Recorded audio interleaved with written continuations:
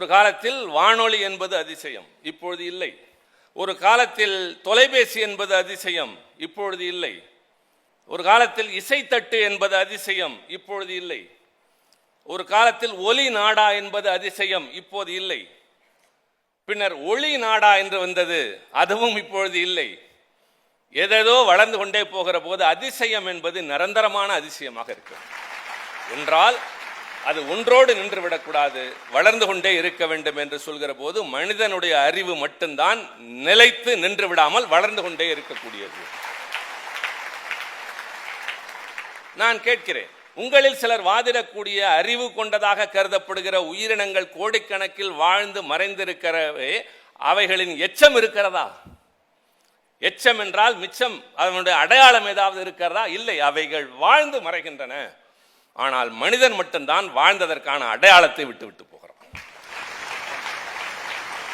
அவனுடைய கண்டுபிடிப்பு தான் நெருப்பு, அவனுடைய கண்டுபிடிப்பு தான் சக்கரம், அவனுடைய கண்டுபிடிப்பு தான் இலக்கியங்கள். கற்களால் கட்டப்பட்ட கட்டடங்களும் சொற்களால் கட்டப்பட்ட காவியங்களும். யோசித்து பாருங்கள், இசை எத்தனை பரிமாணங்கள். ஒரு மனிதன் வாழ்கிற போது அவன் சாதிக்கக்கூடியவை நினைத்து பார்க்கிற போது நம்மாலே வியந்து பார்க்காமல் இருக்க முடியவில்லை. ஆயுதங்கள் அவன் கண்டுபிடித்தவை. பரிமாணங்களின் எல்லா வடிவங்களையும் தொட்டு தொட்டு தொட்டு உலகை விரித்து கொண்டே போனவன். அவன் தேடுதல் மட்டும் நிற்கவில்லை, அதற்கு காரணம் அவனுக்குள்ள அறிவு மட்டும்தான். கண்டுபிடிப்புகள் வேண்டாம். தங்களுடைய உணவை தாங்களே தயார் செய்கிற உயிரினம் எதையாவது ஒன்றை சொல்லுங்கள் பார்ப்போம். சொல்லுங்கள் பார்ப்போம். தன் உணவை தானே தயார் செய்து கொள்ளுகிற உயிரினம் மனிதனை தவிர யார்? தேனீ மட்டும்தான் தேனை சேகரிக்கும், அது கூட தயார் செய்யாது. தன் உணவை தானே தயார் செய்கிற, நிலத்தை கீறி விதை நட்டு வேலி கட்டி நீர் பாய்ச்சி களை பறித்து பயிர் வளர்த்து பின்னர் அதை பல்லுயிருக்கும் தந்து தானும் வாழ்கிற இந்த அறிவு மனிதனுக்கு மட்டும்தான். வியந்து பார்க்கிறோம். அதைத்தான் சொல்கிறேன், அதிசயம் என்பது தொடர்ந்து கொண்டே இருக்க வேண்டும். அடுத்த மனிதனின் கண்டுபிடிப்பு என்ன தெரியவில்லை. நிலவில் கால் பதித்தான், செவ்வாய் கிரகம் நோக்கி போகிறான், அங்கே குடியேற போகிறான், இன்னும் என்னவெல்லாம் நடக்கும் தெரியாது. அதிசயங்கள் நாள்தோறும் தொடர்வதற்கு காரணம் எது என்று சொன்னால் அறிவு. அது மனிதனை தவிர யாருக்குமே இல்லை என்றால் மனிதன் தான் சிறந்தவனா? நான் நினைக்கிறேன் மனிதனுக்கு அறிவு இருக்கிறது, ஞானம் குறைவு.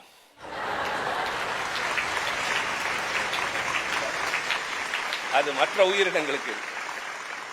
எந்த பறவையாவது அடுத்தவர் குடியை கெடுத்திருக்கிறதா? எந்த மான் இனமாவது அடுத்தவர் உணவை திருடி உண்டிருக்கிறதா? இப்படியே சொல்லிக் கொண்டு போகலாம். சில உயிரினங்கள் நிர்பந்தத்தின் காரணமாக வேட்டையாடி வாழ்ந்திருக்கின்றன. ஆனால் பிறர் உழைப்பில் உண்டு கொழுக்கின்ற உணர்வு மனிதனை தவிர எவனுக்குமே இல்லை. மாறுபட்டு பேசுகிறேன் என்று கருதாதீர்கள். அறிவு இருக்கிறது, சரியாக பயன்படுத்துவதில்லை. ஒரு சின்ன கதை சொல்வார்கள். ஒரு பறவையை ஒருவன் பிடித்து விடுகிறான். அந்த பறவை அவனிடம் கெஞ்சுகிறது, என்னை விட்டுவிடு, உனக்கு 3 அறிவுரைகள் தருகிறேன்.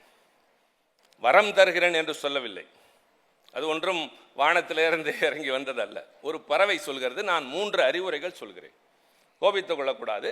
இந்திரா சவுந்தரராஜனாக இருந்தால் வரம் தந்திருப்பார், நானாக இருந்தால் அறிவுரை தான் தந்திருப்பார்.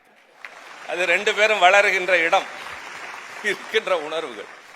3 அறிவுரை தருகிறேன், சரி என்று சொல்லி விட்டு விடுகிறான்.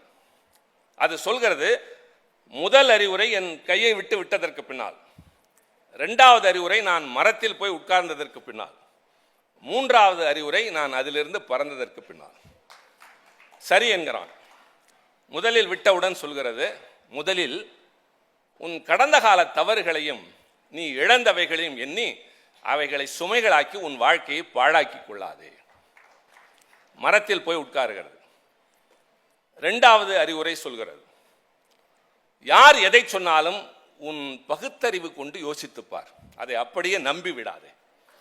உன் அறிவு கொண்டு நீ யோசித்தால் தான் அதை சரியாக செய்ய முடியும். சரி சொல்லிவிட்டு சொல்கிறது, பைத்தியக்காரா, என்னை விட்டு விட்டாயே,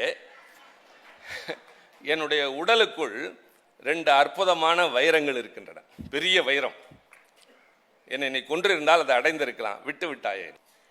உடனே இவன் சொல்கிறான், சரி, விட்டுவிட்டேன், வேதனை தான், எவ்வளவு பெரிய தவறு, இதை உள்ளபடியே நான் பெரிய இழப்பு தான் என்று கொஞ்ச நேரம் புலம்பி விட்டு 3வது அறிவுரையாவது சொல், பயன்படுத்த முடியுமா என்று பார்க்கிறான். அதற்கு அந்த பறவை சொல்கிறது, நான் முதலில் உனக்கு சொன்னது கடந்த கால தவறுகளையும் இழப்புகளையும் எண்ணி நொந்து போகாதே என்று சொன்னேன். நீ அதைத்தான் செய்கிறாய். 2வது அறிவுரை, யார் எதை சொன்னாலும் உன் அறிவு பகுத்தறிவு கொண்டு யோசித்து பார் என்று சொன்னார். இவ்வளவு சின்ன பறவையாக என் வயிற்றில் 2 பெரிய வைரங்கள் இருக்கிறது என்று சொன்ன உன்னுடைய அறிவாளித்தனத்தை நான் என்ன. எனவே 3வது அறிவுரை, உனக்கு எது சொன்னாலும் ஏற்கனவே இருந்ததை பயன்படுத்தாத உனக்கு 3வது பயன்படாது என்று சொல்லிவிட்டு